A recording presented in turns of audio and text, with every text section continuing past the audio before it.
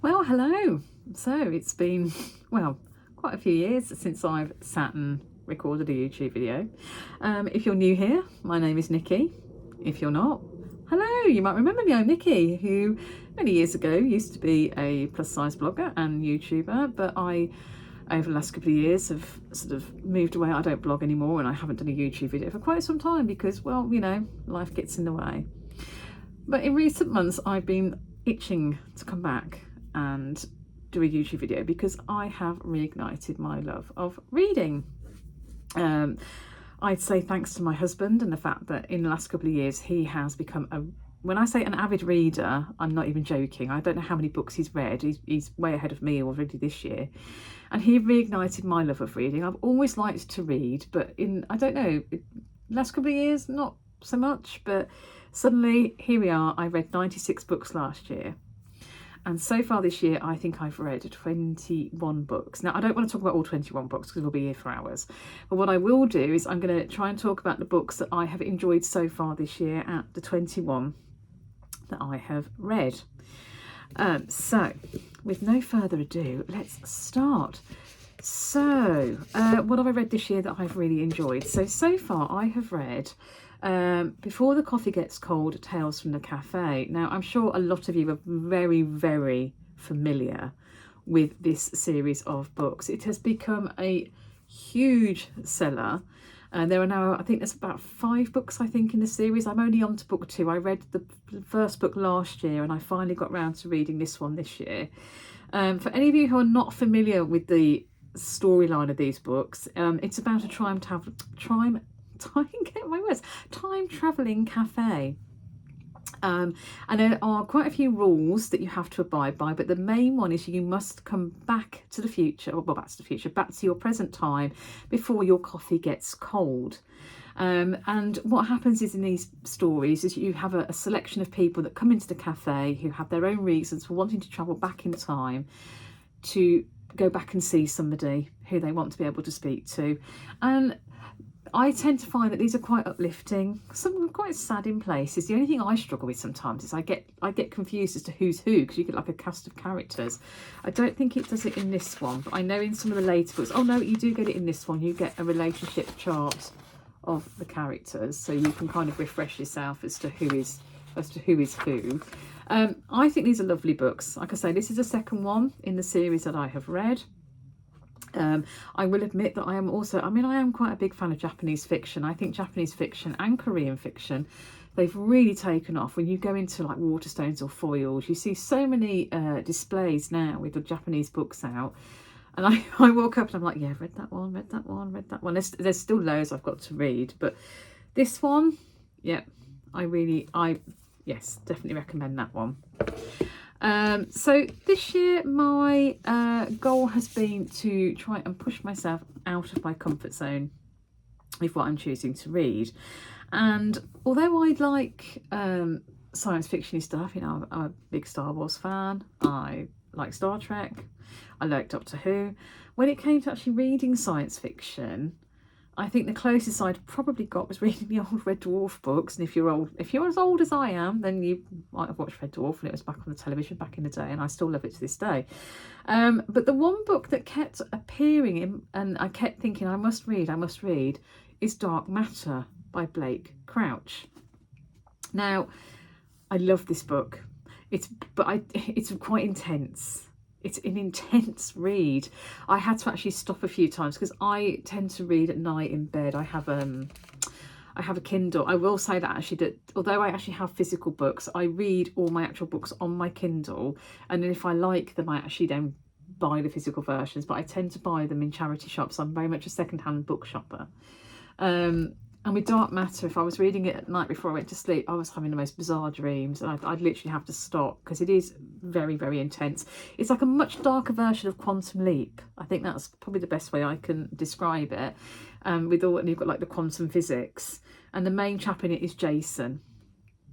And Jason is at a point where he's suddenly finding that he's made a jump through a sort of, I can't even explain it. It's like a box he has to go into, and he keeps sending him in lots of alternate realities. But then it gets so much worse because some of these alternate realities are really not very nice, and then lots of things start to happen, and it is, well, heart pounding, especially towards the end. You are so rooting for this man and his family to be able to get back to where they need to be. If you haven't read any Blake Crouch, then I'd say this is a really good starting point. I absolutely loved it, to the point where I have been on a big Blake Crouch kick this year. And I've actually read the Wayward Pines trilogy, which I'm now just trying to find on my Kindle app. So I'll just find the first one.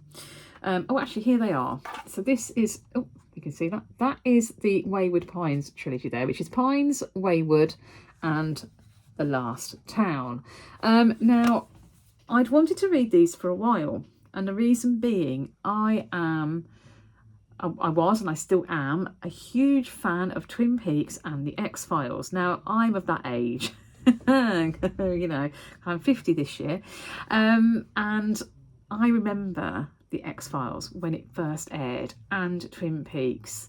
I think the X-Files was after Twin Peaks, because I can remember the X-Files being on when I was at university, and I think Twin Peaks was around the time I was doing my A-levels. I was captivated by Twin Peaks. There was something about that programme that to this day I will still rewatch them, and I love the X-Files, and again I will rewatch the X-Files. So there was something about the fact that it was called Pines, and there was a part of me that was like, do I sense a bit of Twin Peaks inspiration going on here? Well, strangely enough, when I read the blurb from the author Blake Crouch, yes, that is exactly where some of his influences come from, is from Twin Peaks and X-Files. So the whole Wayward Pines trilogy, again, I don't want to really say too much about it because I don't want to give anything away, because it's really, really good. But you follow the story of a man who has a car accident, and he ends up in this little town, and it's all a bit strange, and he's like, what is going on? And he's been sent to find some missing agents because they don't know where they are. And suddenly everything is really sinister. He can't seem to get out of the town. He's like, you know, doesn't understand what's going on. Like, he hasn't got his, where's my wallet? Where's my mobile phone? I can't get hold of my family. Everything is really odd. Really, really odd. And I found they're not particularly long as books.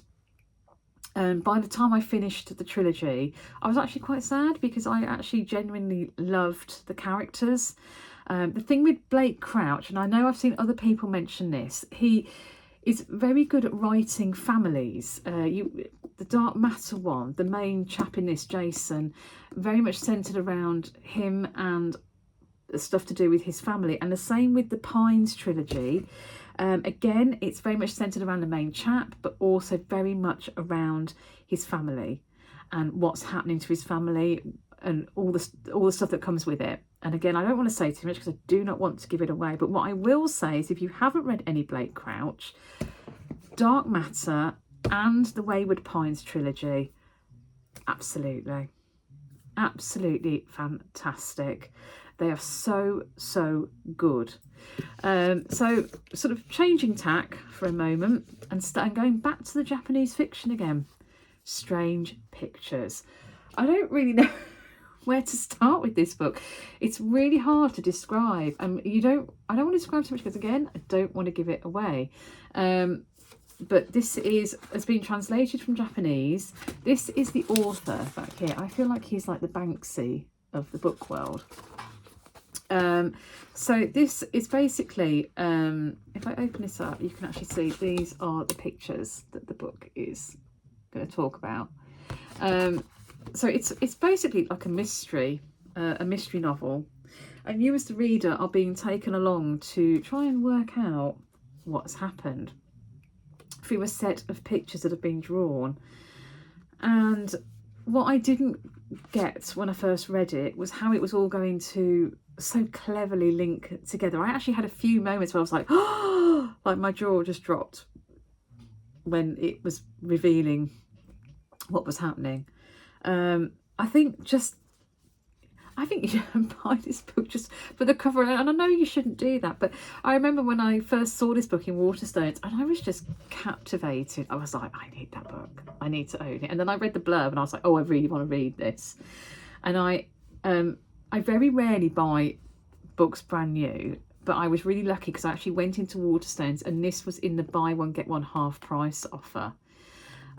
So I did actually treat myself to this as a new book, because most of the books, I think my Dark Matter, my Before the Coffee Gets Cold, these have all been found in charity shops. This one I actually did buy brand new, which I really don't do that often. But there's something about it. I mean, just look at it. It's like a work of art. It's absolutely brilliant. So if you've not tried any Japanese fiction yet, I definitely recommend this one. Absolutely fantastic. Love, love, love that book.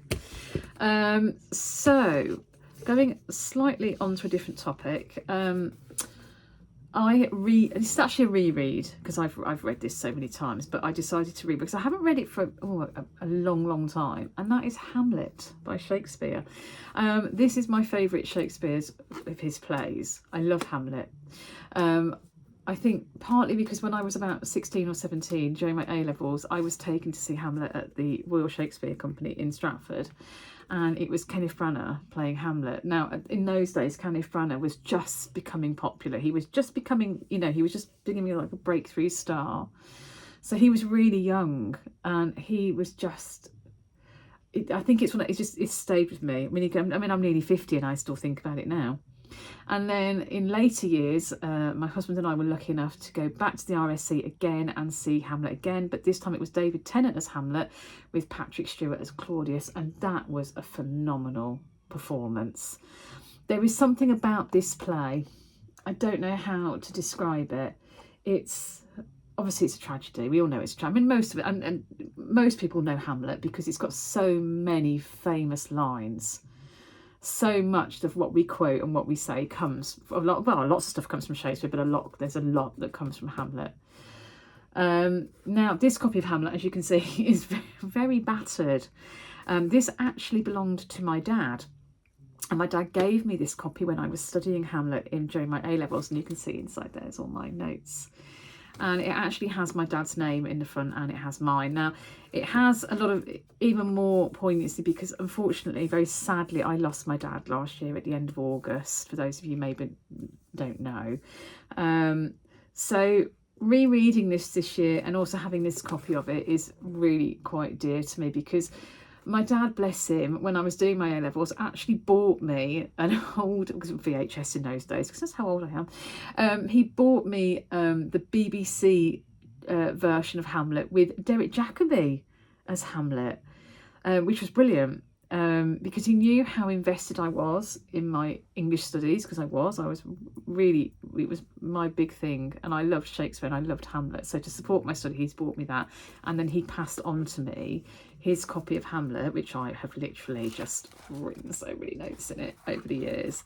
And I do actually have another version of this exact copy, a sort of less battered one, but this one is very, very dear to my heart because obviously it was my dad's and he's sadly no longer with me. But if you've never read Shakespeare, hands down would recommend Hamlet as such a good place to start. It's just extraordinary. I don't think I have any words really.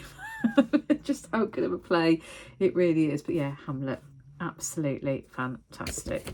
Now, I think my top book of this year, and I'm just going to find it on my Kindle app on here, is The Remains of the Day, which is this one. I was going to show you that. There you go. Oh, it's coming up properly now for you. There you go. This was actually a recommendation from my husband. It's an extraordinary book, one that has really stayed with me this year. It's quite hard to describe really. It's quite a gentle book in some respects. It's about an ageing butler who works in a stately home, and he has a new employer who's American. And this American chap says to him, you know what, why don't you take some time off? I'll pay for your petrol, or gas as he says because he's American. And you take the car and you go and tour for a bit and have some time out, because I think the house is sort of in a sort of transitional phase. And as it happens, he's had a letter from the former housekeeper who has since left the house and has gotten married and had a family. And he decides he thinks he'd like to go and visit her. So the book sort of switches between the current time frame that he's in, where he's off driving this car and exploring the sort of, I think it was like the southwestern part of the world, which also resonated with me because I think he ends up in Taunton, which is actually where I was born. So I think maybe that's why I also liked it. But then we keep going back in time to look at his time that he served to his original employer and the things that happen. And he's such a, I say, strange character. He's very British, very stiff upper lip. He's everything that you would expect a butler to be. And things happen where you just, you can't quite believe how he's dealing with some of the things that are happening around him and the way that people who come to visit the house treat him. And sometimes you want you sort of feel yourself shouting in the book, going, "Come on, you know, why can't you why aren't you realising what's happening?" And it's a really poignant story, I think, about how we are and how we live our lives and how we get to the end of what's probably the end of, or towards the end of our lives, and the things that we might regret that we didn't do or we didn't say, or but there's something about it. If you've not read it, I can't recommend it enough, and it's really hard for me to explain what this book is like. I just say you just have to read it. That's all I can really say. Is you just have to read that book. It's incredible, absolutely incredible as books go. So I think really this year I'm just thinking the only other ones, well, I have actually done some Stephen King this year. I've read The Outsider, which I've really enjoyed. Now the only thing I'll say about this is if you're going to read it, then it really helps to have read the Bill Hodges trilogy before you read this one. Because this has characters from the so it's Mr. Mercedes, End of Watch, Mr. Mercedes, Finders Keepers and End of Watch are the books that go in the Bill Hodges trilogy. And there is a character called Holly who, if you're a fan of Stephen King, you'll know that Holly has her own standalone novel. But before you get to the point of reading Holly, you need to really read the Bill Hodges trilogy, and then The Outsider comes next. Now, I ummed and ahed about this one because it has the death of a young boy in it, and being a mum myself, I find sometimes that subject matter difficult to read, but it's really well written and it's a really clever idea. And it also has a little shout out to another author in it. And I'm not going to say who it is, because if you haven't read this, I don't want to spoil it, because it's actually quite pivotal to the plot, this other author being mentioned. And it's an author that I really like. He's actually he's very popular. And hearing someone like Stephen King, who, I mean, I've been reading Stephen King since I was a teenager, referencing another author kind of grounds this book in a lot of reality. And it really tickled me. So if you do read this book, watch out for the little shout out that occurs to another author. But yes, I really enjoyed this. I mean, I make no secret of the fact that I love Stephen King. I've loved Stephen King since I was a teenager, and I'm slowly trying to read more and more and more, because there's so many of his books that I still have not read. And if you want to do it, then I would definitely recommend, I've only got the two of them up here right now, but I would recommend the Bill Hodges trilogy, of which I've got two in my hands. Mr. Mercedes is actually still downstairs, but Finders Keepers, End of Watch, and then the first one in the trilogy is Mr. Mercedes. I actually read Mr. Mercedes last year. I only read these two this year. That whole trilogy is brilliant and is well worth reading. And my final book that I'm going to talk about that I have read this year out of the ones that I like is The Commitments by Roddy Doyle. So I've never read any Roddy Doyle until this year, and this is thanks to my husband. He's been on a massive Roddy Doyle kick, because there's like a trilogy of books, of which this is the first one. The second one is The Snapper, and it features the same family that are in this book, which is the Rabbit family. Now, I'm old enough to have seen the film when it came out, And I loved the film. I loved the commitments. I loved the music. I just loved everything about it. I think I had a bit of a crush on Jimmy Rabbit.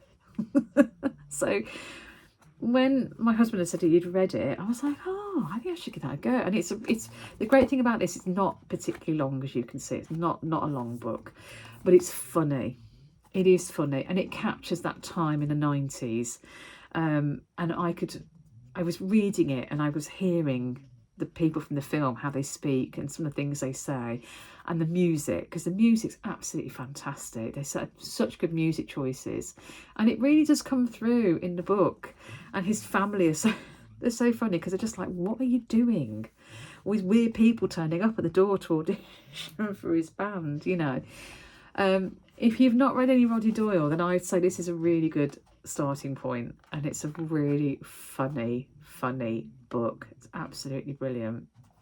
So those are the books that I've really enjoyed this year out of the 21 that I have read.